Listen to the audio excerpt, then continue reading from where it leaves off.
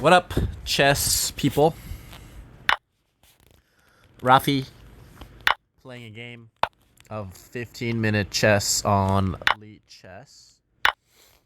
And we do have quite a nice game here by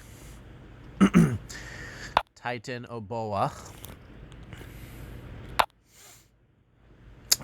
We've got basically the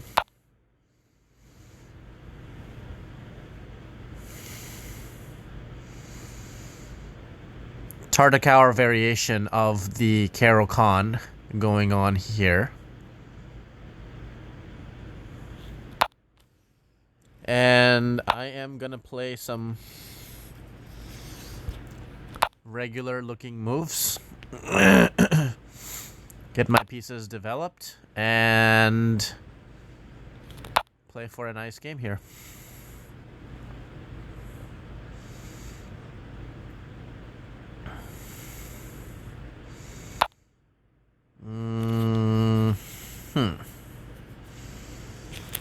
Maybe I'll develop this guy here.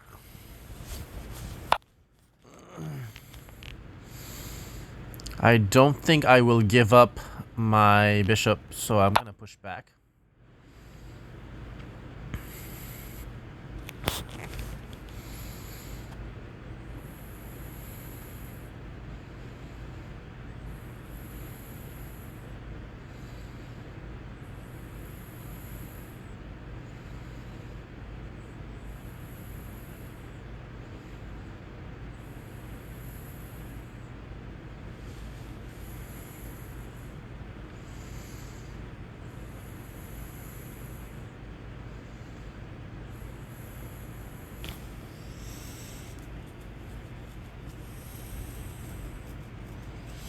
I don't know what he's calculating. Maybe he's calculating bishop. No. Okay, so what he's calculating is how he's gonna give a checkmate. With queen d3.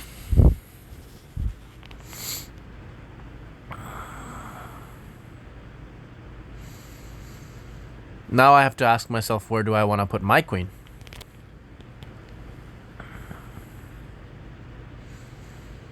Okay, let's just say I played it on a c7, and then I'm going to put the rook on d8.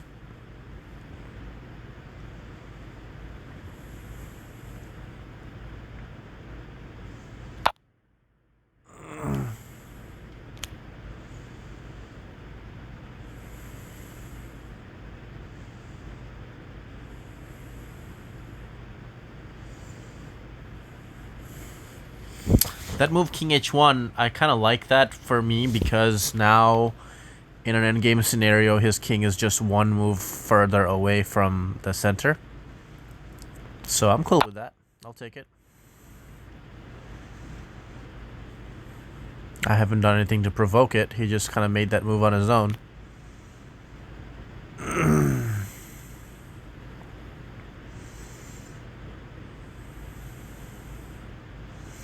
I'm wondering if knight e6, knight f4 may be an idea here shortly.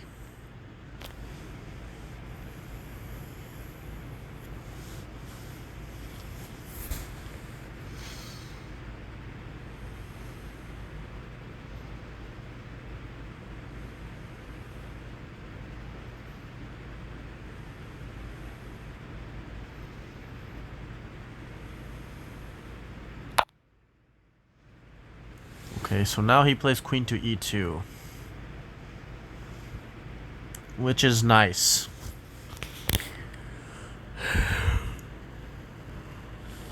Ah, excuse me.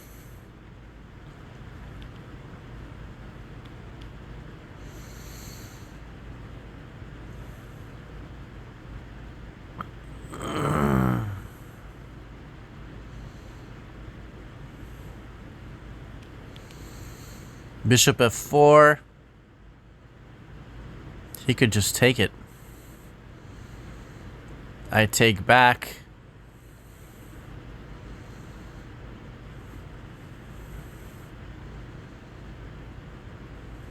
I kind of like knight f4 better.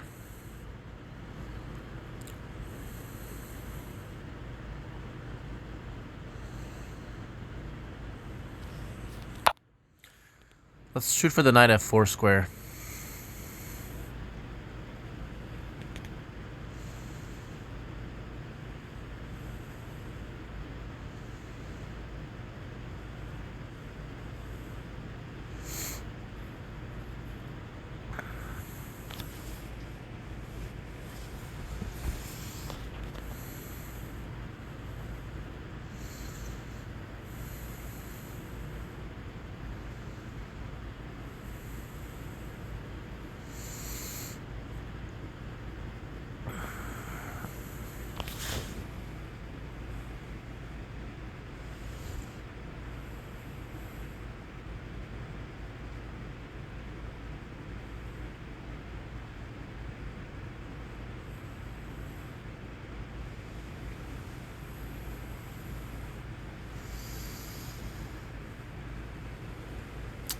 Even moves like g4 and g5, or sorry, g5 and g4 are possible moves to consider. Of course, anytime I play a move like g5, I really need to make sure that my king is not becoming unsafe or something like that. But in this particular case, I think I'm okay, honestly. I think I'm fine.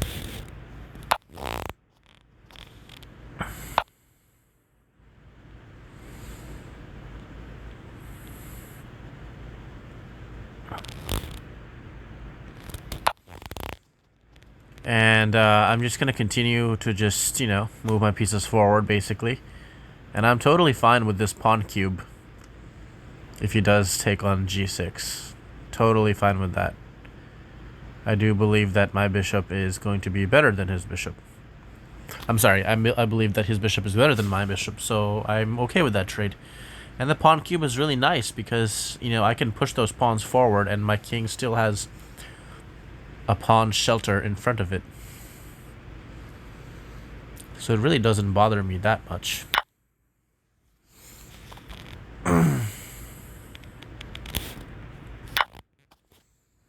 So now I have still, you know, power to play moves like g5, g4, f5, f4, and then just crush open the king side. Maybe one day I'll play king h7, rook h8, king g8, and try to checkmate him on that side of the board. This is different ideas here.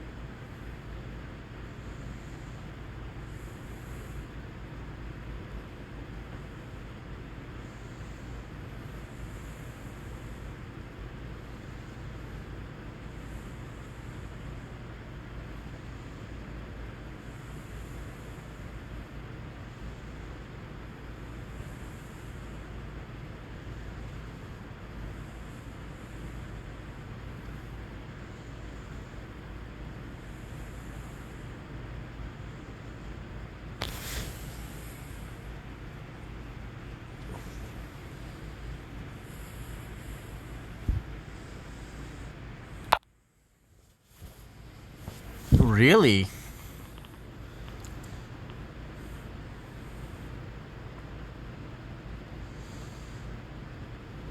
Takes on h3, he'll play king, I don't know, g something. Knight g5, knight takes, pawn takes, bishop takes.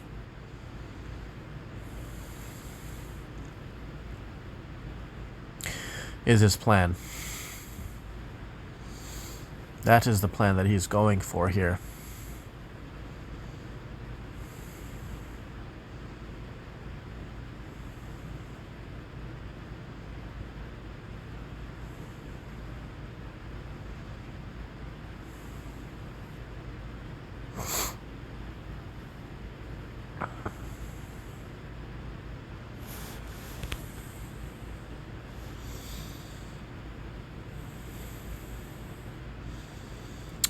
I can take on h3 and then play queen to d7. After rook h1.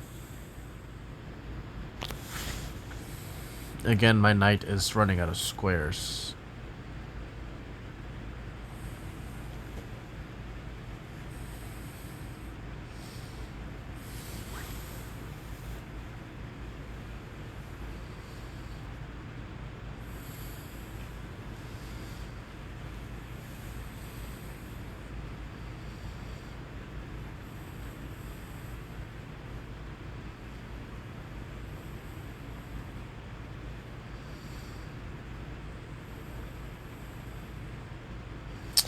Nah, I'm not gonna go for all that when I can just play a simple move like this and keep the pressure up on him.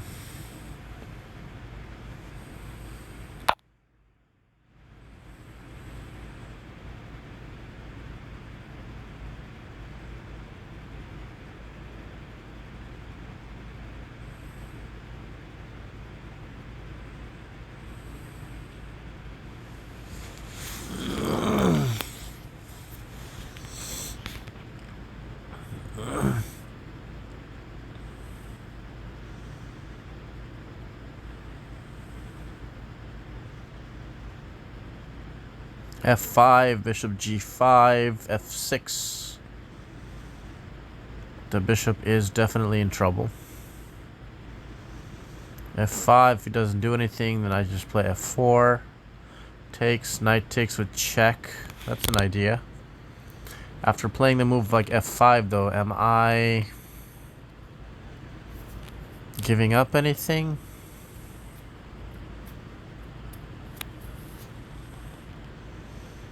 Giving up some square like D4 to the knight, maybe, potentially, but I think for the most part it's safe to play this way.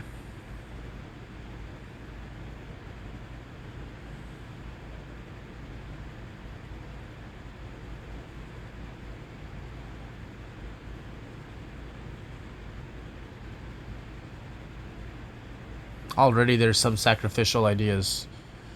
Oh gosh, actually I just missed one. Bishop takes G3 is what I should have played.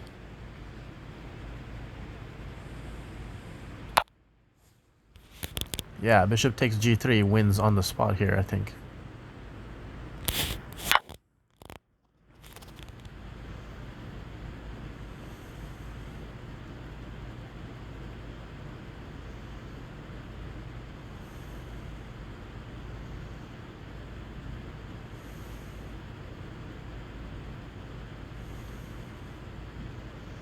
That should really have been played last move, honestly. So it's really my fault for not seeing it immediately.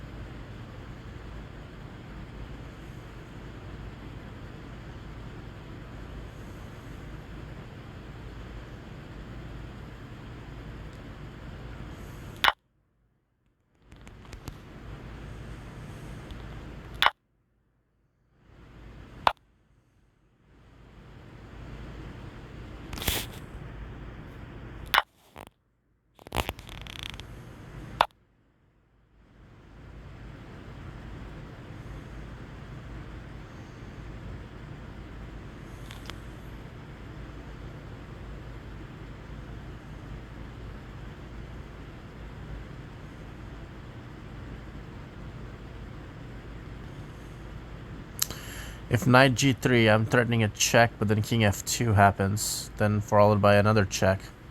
On E4 wins the queen. So after knight F2 check,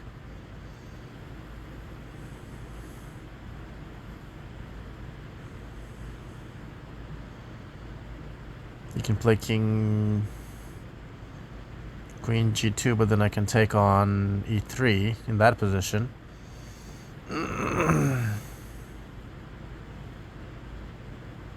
Check queen G2, I can still take on E3.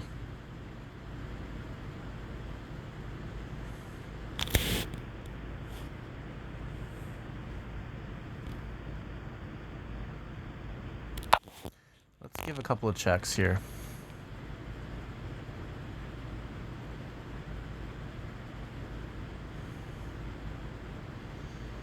Let's at least win that h3 pawn with a check, followed by picking up the bishop. Although here, now he has bishop e3. Or bishop. No, he doesn't. What am I saying? I'm just kidding. He does not have bishop f2 or anything like that. Check. King moves somewhere.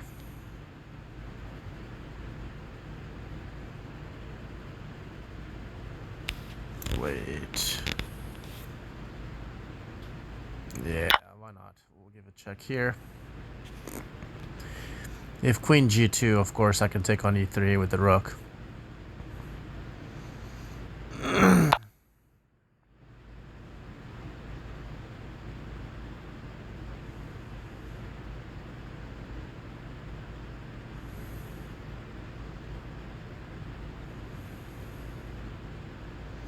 I can also play rook e4 here, threatening a really devastating check.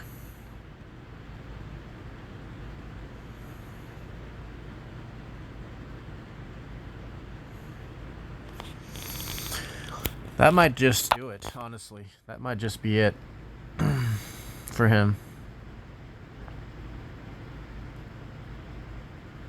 This is a very strong check now coming his way. And on top of that, I'm really up significant amounts of material as well. There's no bishop f2, queen f2, none of those things, because there's rook g4 check is devastating. f2 square has to be available for him.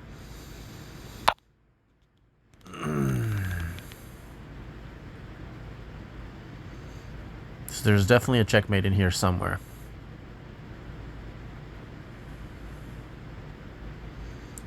Rook g4, king f2.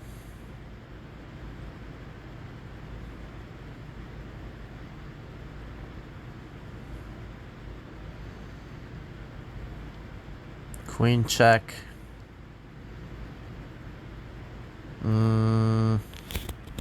It's gotta be this check first.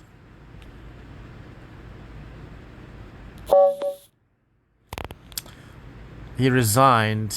I wonder why though, because he did have rook g2 here. Oh, I think he sees that I can take the rook with check and then pick up on e3. So, just looking at that last position. Let's just say he plays here.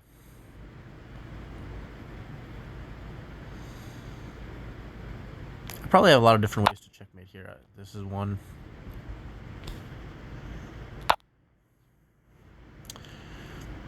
And then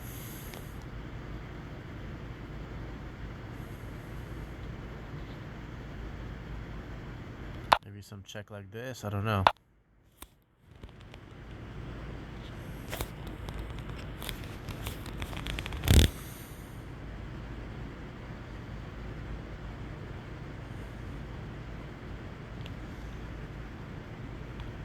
Maybe just this check followed by something like that. And now if here, then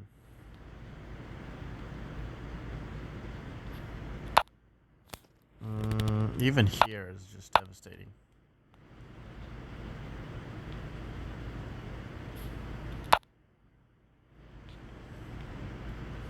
So that would be one mate.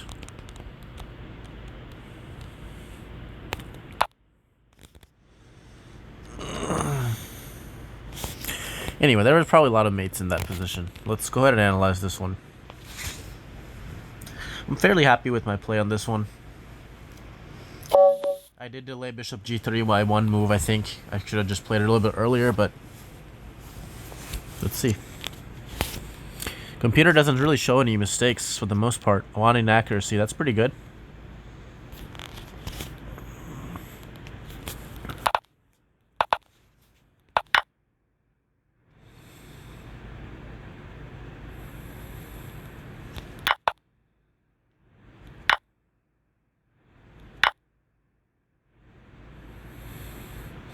So still call it two knights attack until he plays d4. Now it's Tartakower.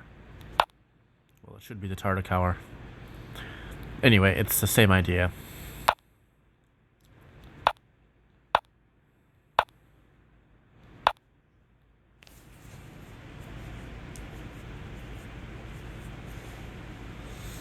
So rook e8 first is should have been the move.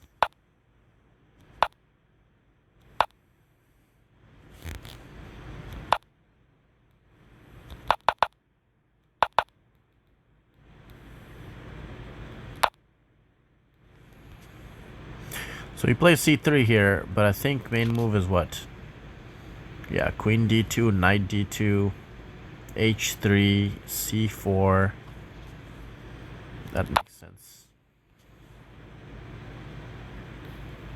c3 is not a losing move by any means. It's fine. Playable.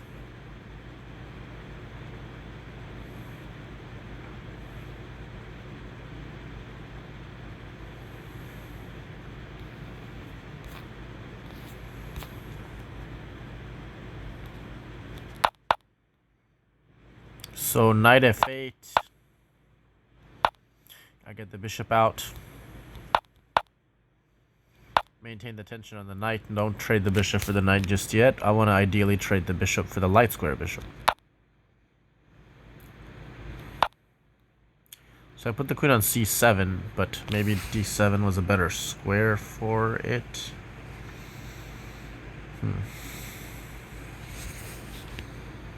Okay.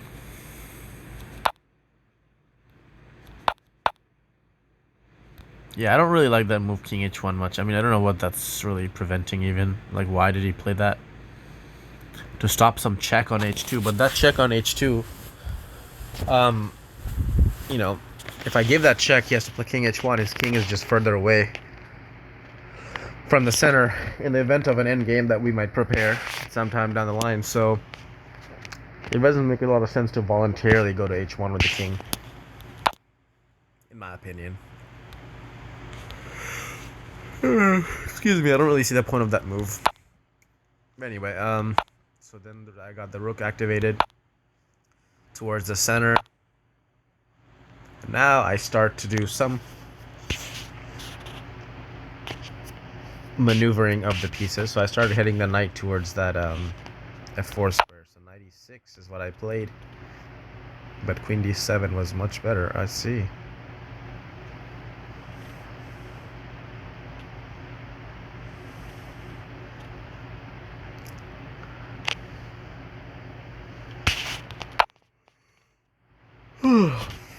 After this knight e6, I lose significant amounts of advantage.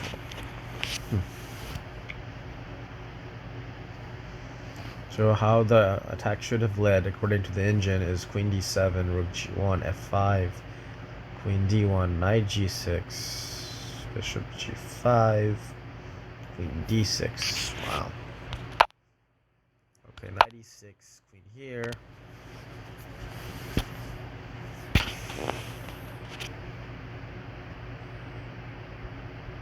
Bishop takes f3.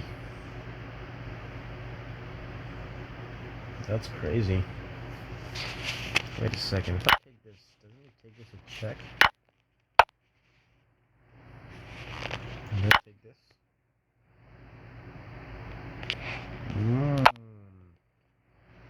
Now we use the open files. Interesting. Wow, that's crazy. I never would have considered something like this, honestly.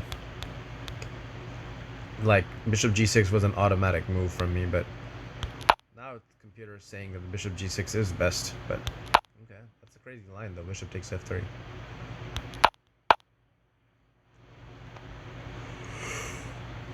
Okay, so now I just put the knight on f4, heading his way with my pieces. He went ahead and traded bishops with me. Oh, I got that famous pawn cube thing going on for myself. And I just use that pawn cube to really attack him now, you know. The good thing about this pawn cube that happens commonly in the starter Caro variation of the Caro is that these two pawns can quickly move up forward, and they can, you know, they can create some havoc on the white position.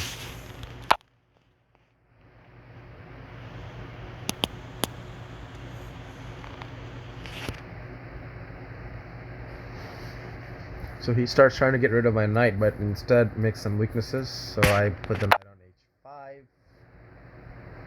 threatening actually to play bishop g3 right now. just say he just did that, I would just take, and win the rook here quite nicely. So he plays this, and now is where I missed bishop takes g3. Immediately I could have played this move. Because now here, then here, here.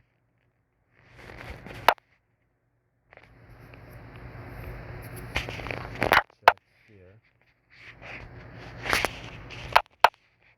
This. That. And then I could have played.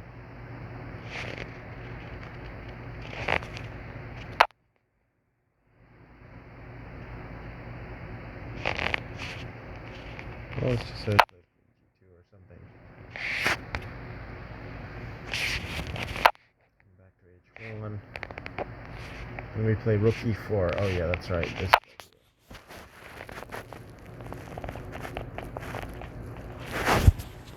Okay, so that would have been the way to go. But I actually played this move, and I completely missed this. And now he has a chance to prevent all this with queen c2, apparently.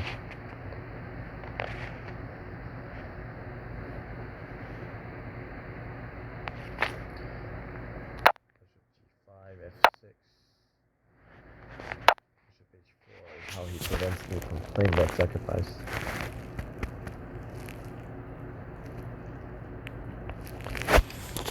That's crazy because I now win the bishop.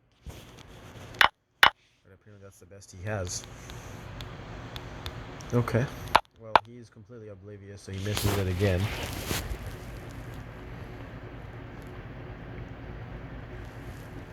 I mean, this is something that I should have been much more aware of. I have 3 pieces pointing at a pawn that's only defended by a pawn and a king. Should have been a no-brainer going for that sacrifice last move. But still works here, luckily for me. Bishop g3. He took, and he lost immediately. Check. So I just cleared up all his pawns, basically, by playing this first. Here he had queen g2, and I knew if queen g2, then rook takes e3 is definitely winning. So I wasn't too worried about that. Takes with check, king here. Now with 4. We're bringing in the rook with some serious threats now. Rook g4. And there is just no way to really stop all of these threats. I mean, I've got 3 strong pieces pointing at his king now, knight, queen, and rook. And I've got the pawns to help. Stuff like that, so it's gonna be tough, but there is no defense here for him. Nothing. Yeah, he tries rook e2,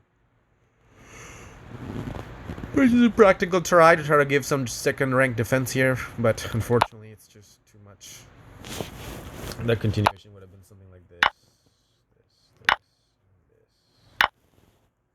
and yeah, it's just lost. I'm picking up the c1 rook as well. Completely lost position.